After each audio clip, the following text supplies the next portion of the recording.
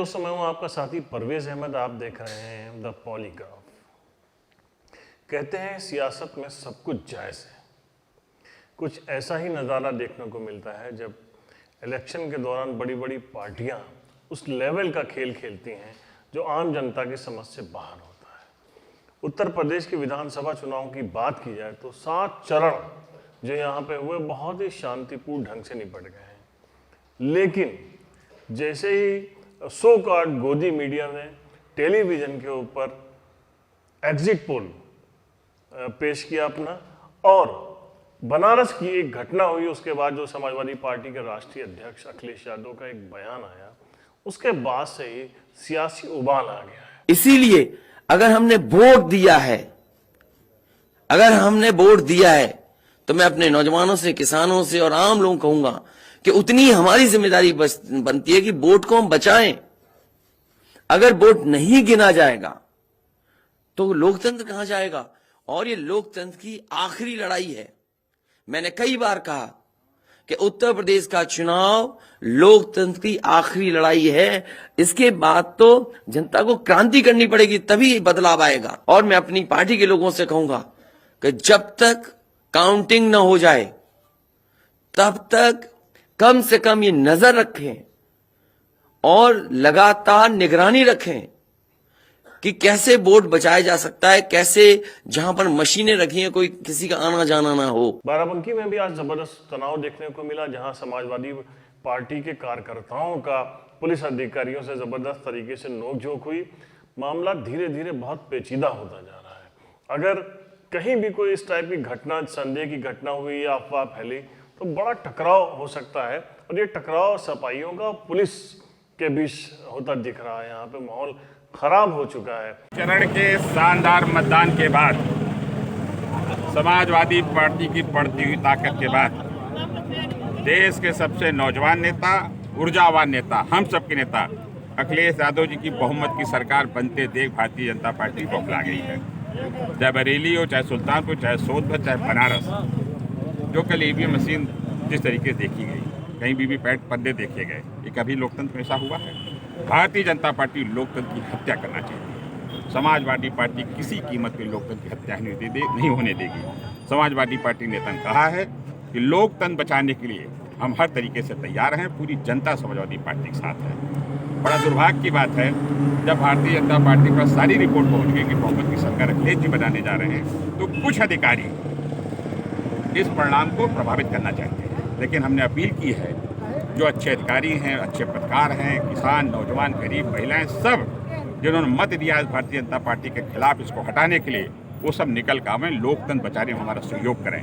लोकतंत्र नहीं रहेगा तो कुछ नहीं रहेगा। लेकिन मैं फिर भी दावे के साथ कहता हूँ, समाजवादी पार्टी कार्यकर्ताओं की पूरी नज़र गिनती पे है, एक एक वोट की गिनती पे नज़र है।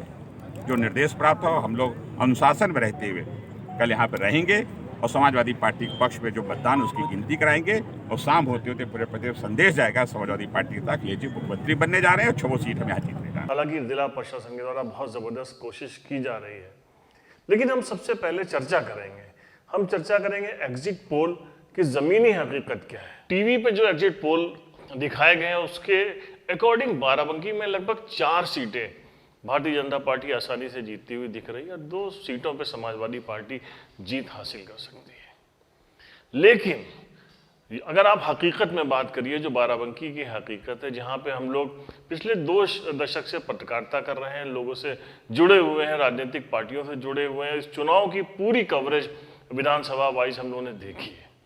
अगर उसके अकॉर्डिंग बात करिए तो समाजवादी पार्टी या भारतीय जनता पार्टी दोनों तरफ से सिर्फ 1 सीट ऐसी है यहाँ पे बाराबंकी में, वो भी बाराबंकी की सदर की सीट है।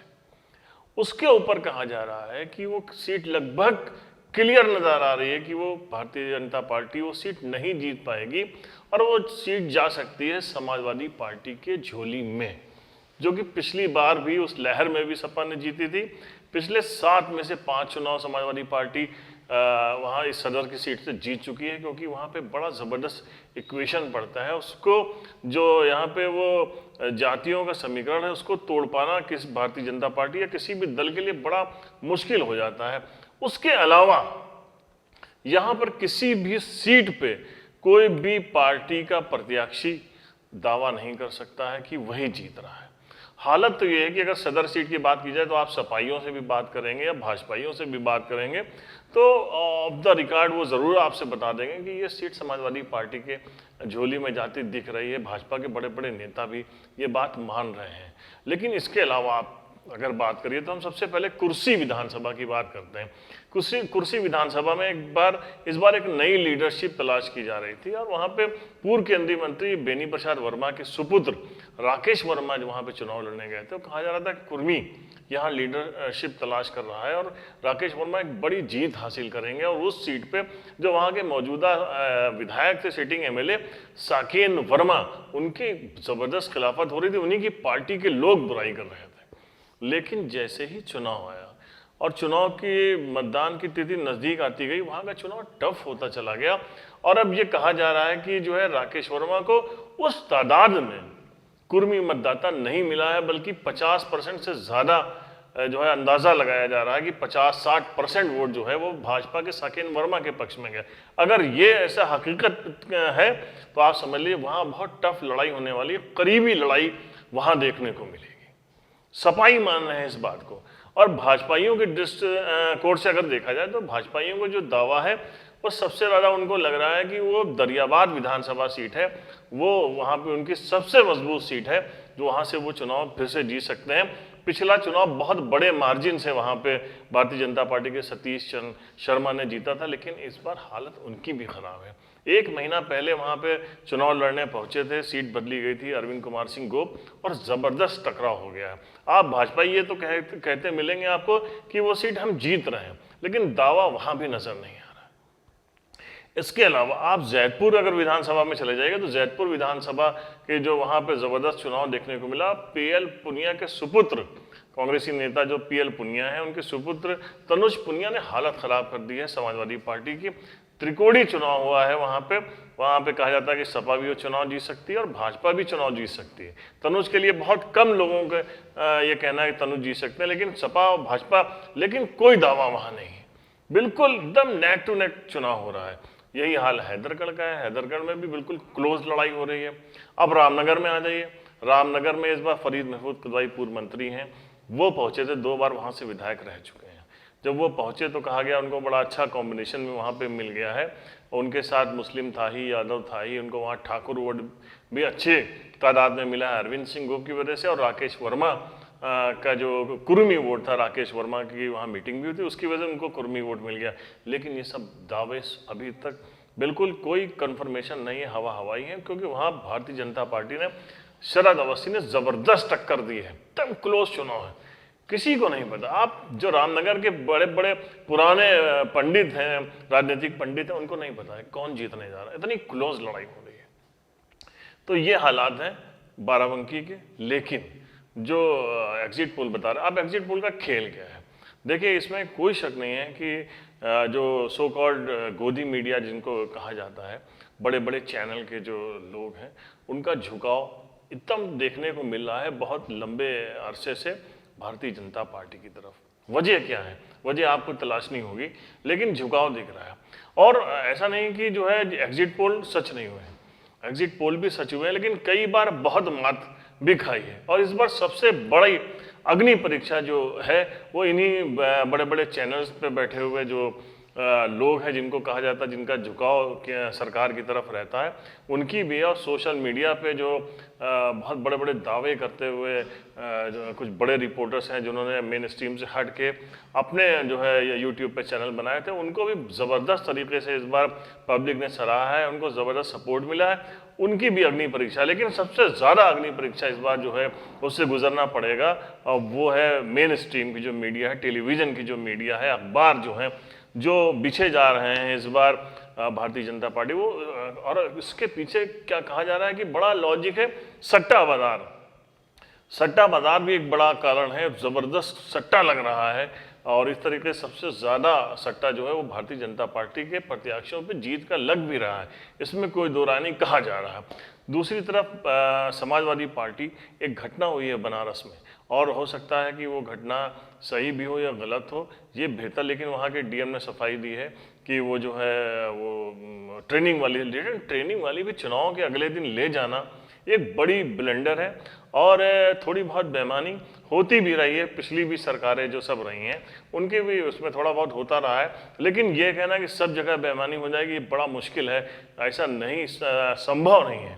चुनाव आयोग भी उसके ऊपर नज़र रख रहा है। हालांकि चुनाव आयोग की जो इमेज इस बार जो उभर के आई है उससे आप सब वाकिफ़ हैं कि चुनाव आयोग को भी क्या कहा जा रहा है। जैसे ये मीडिया, मेन स्ट्रीम का मीडिया, वैसे चुनाव आयोग के ऊपर भी उंगलियां ज़बरदस्त तरीके से उठ रही है, लेकिन फिर भी हर जगह बेईमानी हो जाएगी, लेकिन ऐसा नहीं है। लेकिन अखिलेश यादव जी का ये जो बयान आया है, इस बयान ने गर्मी पैदा कर दी है। आज बाराबंकी में भी सपा के बड़े जो है नेता वो वहाँ पे पहुँचे और उसके बाद एक सपा के एक नेता हैं वो तलाशी ले रहे थे गाड़ियों की मूवमेंट हो रहा है, कौन से अधिकारी है, जिस पर जिला प्रशासन को बहुत नागवार गुजरा। एडिशनल एसपी वहाँ पहुँचे और उसके बाद उन्होंने सफाइयों के साथ जो सख्त लहजा अख्तियार किया वो भी काफ़ी चौंकाने वाला था।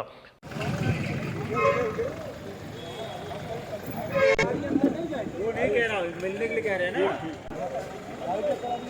एक मिनट जी, एक मिनट जी, ठीक है। यहाँ तक जाने, अंदर नहीं जाएंगे। जाइए जाइए जाइए, अंदर नहीं जाएंगे। हाँ ठीक, जाएंगे नहीं। अरे एकदम लास्ट आवर गाड़ी जाएगी, चेक होगा। नहीं, कोई गाड़ी आप चेक नहीं करेंगे, आपकी पावर है। ना चेक करेंगे।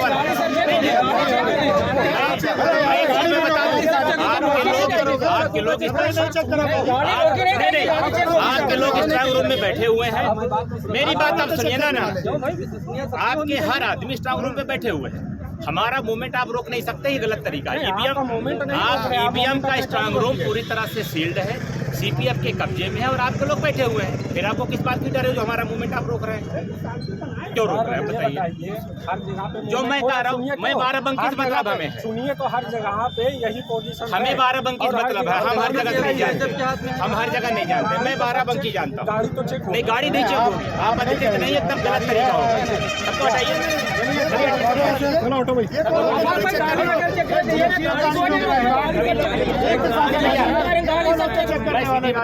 सब जगह हो रहा है। सहयोग करिए, व्यवस्था में सहयोग करिए। मेरे कौन सी चीज आप गाड़ी नहीं रोकेंगे, आप लोग जाइए।